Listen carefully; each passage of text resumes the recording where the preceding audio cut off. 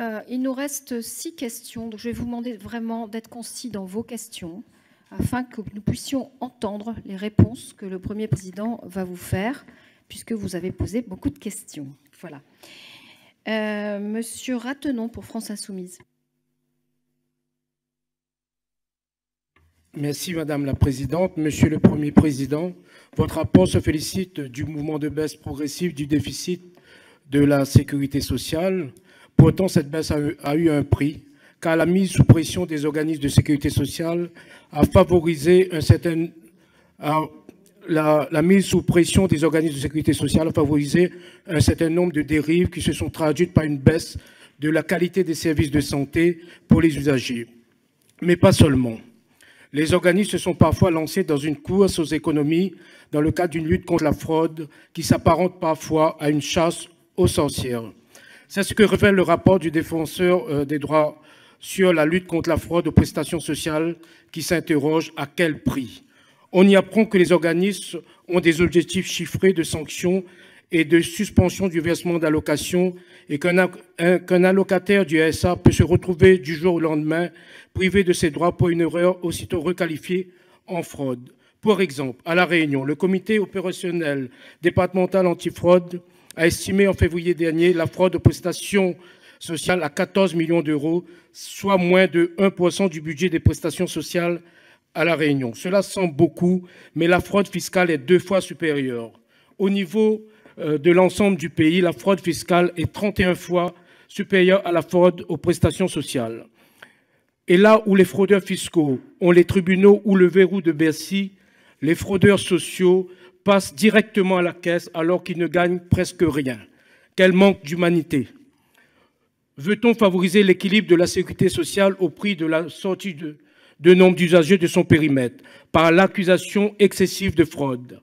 Un effort d'économie rationnelle ne nécessite-t-il pas de se tourner d'abord vers les plus gros manques à gagner et ne pas traiter les forts de façon négligente que les faibles? Autre question. Le vieillissement de la population impose des mesures volontaristes pour améliorer notre système d'EHPAD et prendre en compte la question de la dépendance, comme la mission Flash de ce mois-ci l'a montré. Selon vous, quel levier pourrait permettre un plan ambitieux en la matière? Je vous remercie. Merci. Quelles sont pour nous les priorités? Le retour à l'équilibre des comptes sociaux nous apparaît vraiment une priorité. Je le disais tout à l'heure, ce sont des dépenses courantes de fonctionnement.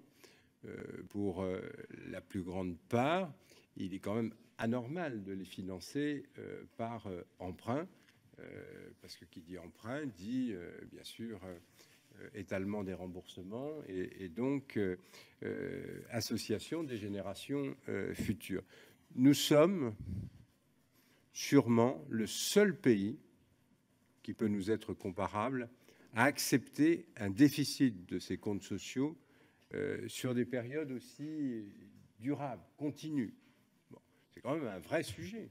Bon, on peut avoir un déficit sur une année, sur 2 ans, mais accepter aussi durablement un déficit de la sécurité sociale, bon, c'est pas normal, d'autant que les dépenses, c'est votre rapporteur général qui le faisait observer, elles augmentent. Bon, je veux bien qu'on parle de rigueur et de baisse de la dépense, mais ça n'est pas vrai. En tout cas, ça ne correspond pas à la réalité. Les dépenses augmentent. Et lorsque nous proposons de revenir à l'équilibre, ce n'est pas par une position dogmatique. Bon, c'est parce que tous nos travaux montrent des marges d'efficacité et d'efficience. Bon, on a parlé du médicament. Bon, est-ce que c'est légitime? Est-ce que ça s'explique que l'utilisation des génériques en France soit très en deçà de ce qui existe dans beaucoup d'autres pays? Ça représente des sommes considérables. Bon. Est-il normal d'avoir le niveau de prescription que nous avons dans notre pays? On peut se poser la question. Bon.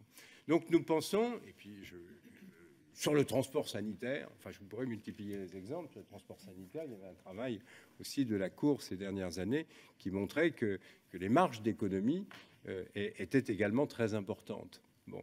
On peut faire des économies sans remettre en cause la qualité des soins et l'accès aux soins.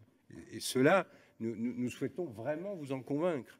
Bon, parce qu'on ne pourra pas réformer la sécurité sociale ou conforter plus exactement le système de sécurité sociale qui peut exister aujourd'hui si on n'a pas cette conviction forte dans la tête. Voilà, donc nous insistons là-dessus.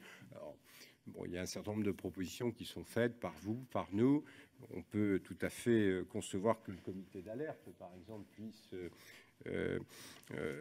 intervenir à des seuils plus bas pour effectivement que vous puissiez vous-même être alerté, que les choses soient beaucoup plus transparentes. Mais je pense que c'est essentiel qu'ensemble, on puisse faire ce travail et que nous puissions vous apporter justement des travaux utiles pour votre réflexion. Une plus grande responsabilisation des acteurs aussi peut porter des fruits. Bon, le président du Parlement pourra en parler encore mieux que moi. Moi, j'ai été frappé par des travaux que la Cour des comptes avait faits récemment sur les systèmes de santé en France et en Allemagne. Ce qui pouvait justement frapper, c'était l'esprit de responsabilité d'un côté et puis une certaine déresponsabilisation de l'autre. Bon, esprit de responsabilité, pas chez nous, mais en Allemagne, tant du côté des prescripteurs que des patients, que des assurés sociaux. Bon, voilà ce qui explique des comportements différents sur les niveaux de prescription ou bien sur l'utilisation des génériques. Il faut responsabiliser l'ensemble. Alors nous, on essaie de compenser. Bon, on donne des compensations aux pharmaciens pour qu'ils puissent faire en sorte que les génériques soient davantage utilisés. Bon, voilà. Bon, voilà. Dans beaucoup d'autres pays, on ne fait pas ça. Bon. Donc voilà, il faudrait responsabiliser davantage l'ensemble des acteurs. Et je pense que nos comptes sociaux se porteraient beaucoup mieux. Voilà. Mais sur des questions beaucoup plus précises, je pense que le président du Parlement peut vous apporter des réponses. Juste peut-être sur un sujet qui a été évoqué, et puis je viens de l'évoquer aussi, l'accès aux soins. Il y a une demande qui nous a été formulée par le comité d'évaluation et de contrôle pour nous demander un travail sur l'accès aux soins. Nous sommes tout à fait prêts à le faire. Donc c'est un travail qu'on sera en mesure de rendre au CEC et à vous-même dans le courant de l'année prochaine, enfin d'ici la fin de l'année prochaine.